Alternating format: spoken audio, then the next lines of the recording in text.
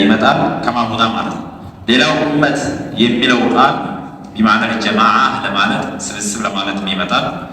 ከማ ቃል ዐዘ ወጀል ወጀደ ዐለይሂ ኡመተን ሚነናስ ወጀደ ዐለይሂ ኡመተን ሚነናስ አይ ጀማዓተን ሚነናስ ለማለት ወይም ኡማ ብሎ ማለት አጥባኡል አንቢያ ዐለይሂሙ ሰላቱ ወሰላም የነቢያቶች ተከታዮች ኡማ ይባላል። እያንዳንዱ ነቢይ ለኩል ነቢይ ኡማ ተከታዮች አሉት። ለዛም ይመጣል ኡማ ወይም ቢማዕና ቁድዋ ለማለት ለአንድ ሰው አርአያ ሞዴል የሆነ ሰው ኡማ ተብሎ ይጠራል። ከማ ቃል ዐዘ ወጀል ኢነ ኢብራሂመ ካነ ኡመተን ቋኒታ ካነ ኡመተን ኢብራሂም ማለት ካነ ቁድወተን ሞዴል የነበረ ነው ብሎ አላህ ኡማ ብሎ ገልጿቸዋል። ወይም ኡማ ማለት ቢማዕና ሚለቲ ወዲን ዲን ለማለት ሃይማኖት ለማለት በዛም ይመጣል። ከማ ቃል ዐዘ ወጀል ኢኽባራን አን ሃኡላኢ ሙሽሪኪን ስለ ሙሽሪኮች አላህ ሲናገር ተውሂድን ተቀበሉ ሲባሉ ምን ይሉ ነበር?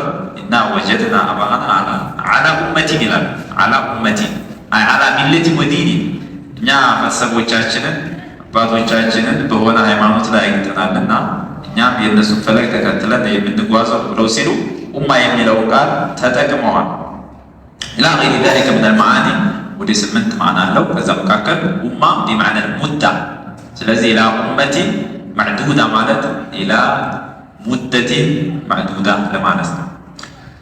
ወለኢን አዘቅነ ልኢንሳን አሁን ደግሞ አላህ ስብሓነሁ ወተዓላ ስለ ሰው ልጅ ባህሪ ይነግረናል።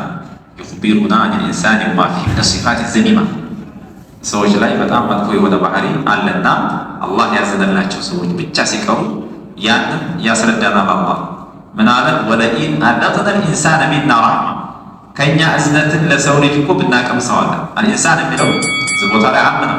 ከሃዲም ሊሆን ይችላል፣ አማኝም ሊሆን ይችላል። ወደፊት ለለዚነ ሰበሩ ብሎ እስቲስናእ ስለሚያወጣ ብናቀምሰው በጣም በስፋት ባይሰጥ ትንሽ ነገር ስናቀምሰው አፍያን ስንሰጠው ሰላምን ስንሰጠው ጥሩ ነገር የተባለን ነገር ቀመስ ስናረገው ثم نزعناها منه የሰው ልጅ በጎን ነገር እጅግ በጣም ስለሚወድ አላህ እዚህ ቦታ ላይ ሲገልጽ ነዝዕ ነው ያለው። ነዝዕ ማለት መንጭቁ መውሰድ ወደ ሰው በጣም መንጭቁ ባይ አፍያ ከሆነ አፍያውን ወስዶ እዛ ቦታ በሽታ ሊያደርግ ይችላል። በሀብት ቦታ ድህነት ሊያደርግ ይችላል። ያን የተሰጠውን ኒዕማ ደስ ብሎት እያለ አላህ ተሱ ይቀመዋል ነው የሰጠውን ነገር። ኢነሁ ለየኡሱን ከፉር ይሆናል። ወዲያው ያ የሰው ልጅ ለየኡሱን እጅግ በጣም ተስፋ የቆረጠ ወደፊት ላለው ህይወት ይሄ ነገር ይቀየር አይመስለውም። ከፉሩን ከሃዲ ከዛ በፊት ደግሞ አላህ ረሕመት ሰጥቶት ተጣቅሟል። ያን የተጣቀመውን አልሐምዱሊላህ ያው እስከዛ ይሄ ሙሲባ እስከሚመጣ ድረስ ብዙ ነገር አላህ ሱብሓነሁ ወተዓላ ለኔ ሰጥቶኛል ብሎ አያመሰግንም። ምንም እንዳልተዋለለት ሆኖ ከሃዲ ይሆናል። በሁለቱም መጥፎ ሆነ። ወደፊትም ተስፋ ቆረጠ።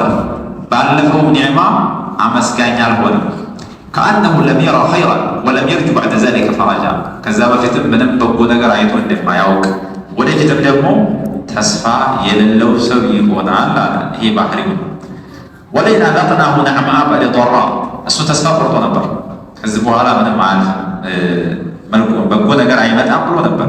ከዛ ደግሞ ወለኢን አዘቅናሁ ነዕማ በጎን ነገር ስናቀምሰው የሰው ልጅ በዕደ ضራ መሰትሁ ከነካችው ጉዳት በኋላ መሰትሁ ጉዳት ነካ አድርገዋለች። ያ የመጣው ፈተና ደግሞ ያስደነገጠው ሙሲባን ደግሞ አላህ አስወገደና ጥሩ ነገር ደግሞ ሊያመጣ ጥሩ ነገር ሲያመጣ ደግሞ ለየቁለነ ዘሀበ ሰይአቱ ዐኒ ይላል። መጥፎ ነገር በቃ ከኔ ተወገደ፣ ከዚህ በኋላ ድህነትም አይትመጣም፣ ሁለተኛ በሽታ የለም መከራ የለም ብሎ ጉራውን ደግሞ እንደገና ይጀምራል። አልሐምዱሊላህ ብሎ እንደማመስገን ያን ያሳለፈውን ፈተና ደግሞ አሁን ይረሳዋል። ዘሀበ ሰይአቱ ዐኒ ይላል። የቁሉ ማ የናሉኒ በዕደ ሀዛ ضይቅ ወላ ሱም ከዚህ በኋላ ምንም የሚያጋጥመኝ ፈተና የለም ብሎ መፎከር ይጀምራል። ይሄ መጥፎ ባህሪ ነው። ኢነሁ ለፈሪሑን የሰው ልጅ ኮራተኛ ነው። ፈረህ ማለት ደስታ ነው። ባይሆን ፈረሁ ፈረሃ በጦር የኩራት ያ ያገኘውን ሙሲባ መከራ በሱ ኃይልና በሱ ቀን በሱ ትግል እንዳጠፋ አድርጎ በቃ ተሻግረነዋል ወጥተነዋል ይሄን ነገር ብሎ ፉከራ ውስጥ ይገባል። ፈኹሩን እረኛ ይሆናል። ምናልባት በተመሳሳይ ሙሲባ ውስጥ ያሉ ሰዎች ይኖራሉ። እኛም እንደዛ አድርገን ነው ብሎ በተሰጠው ኒዕማ በእነሱ ላይ ደግሞ ይፎክርባቸዋል። ይሄ መጥፎ የሆነ ባህሪ ነው።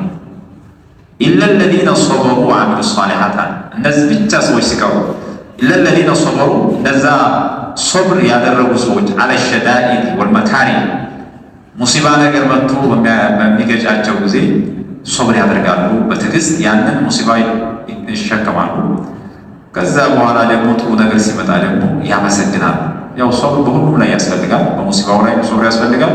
በኒዕማው ላይ ሶብር ከሌለ ያው አቅጣጫ ይስታልና ትዕግስተኞች ሲቀሩ ወዐሚሉ ሷሊሓት፣ መልካም ስራን የሚሰሩ ሰዎች ሲቀሩ ፊረኻኢ ወልዓፊያ፣ በሰላሙ ጊዜ ጥሩ ነገር ይሰራሉ። ሀብት ካላቸው በሀብታቸው በጎ ነገር ይሰራሉ።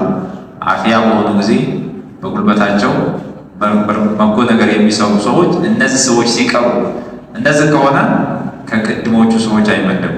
ኡላኢከ ለሁም መግፊራ፣ እነዚህ ለእነሱ ምህረት አላቸው። ቢማ ዩሲቡሁም ሚነ ضራ፣ ባገኛቸው መከራ ፈተና አላህ ወንጀላቸውን ያብስላቸዋል። ሙሲባ ሲመጣ ሶብር ካለ ወንጀልን ያበሳል። ዩከፍሩ ሰይአት፣ የትኛውን መከራ አንድን ሙስሊም ካገኘው ሶብር ካደረገ የነበረበትን ወንጀል በዛ አላህ አብሶለት ይሄዳልና በተዘዋዋሪ ኒዕማ ነው ማለት ነው። ወአጅሩ ከቢር አለ፣ አላህ ከወለም ደግሞ ደሞዝ አላቸው፣ አጅር አላቸው።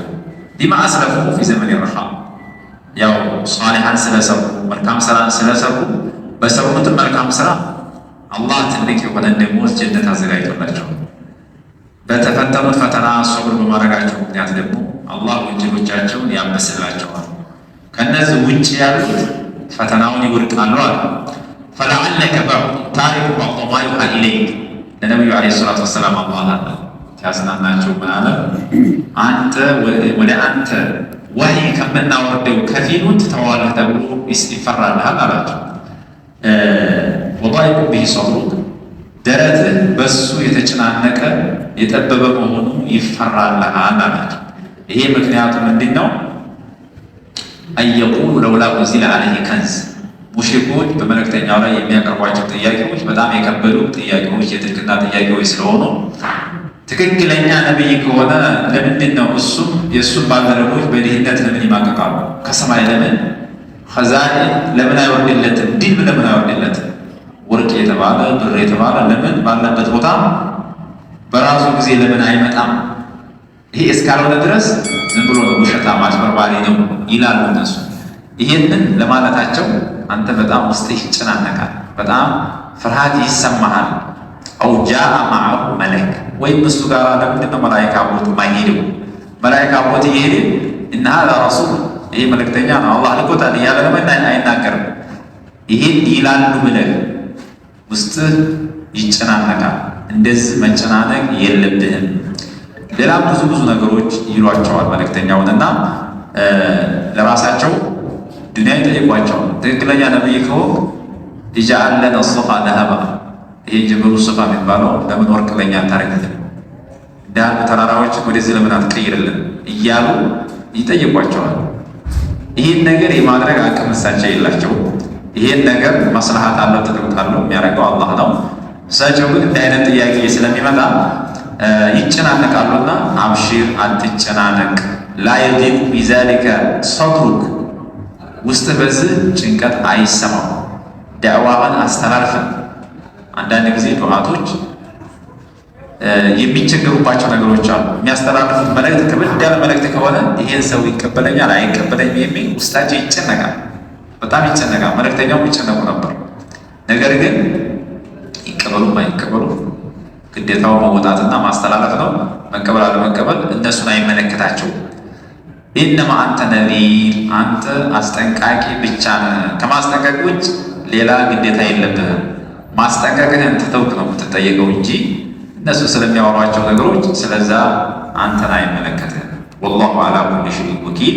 አላህ ሱብሓነሁ ወተዓላ በማንኛውም ነገር ላይ ተጠባባቂ የሆነ ጌታ ነውና እኛንን የምንከታተላቸው የምንጠባበቃቸው፣ የተቀበለውን ያልተቀበለውን እኛንን የምንከታተለው እንጂ አንተ አትከታተልም።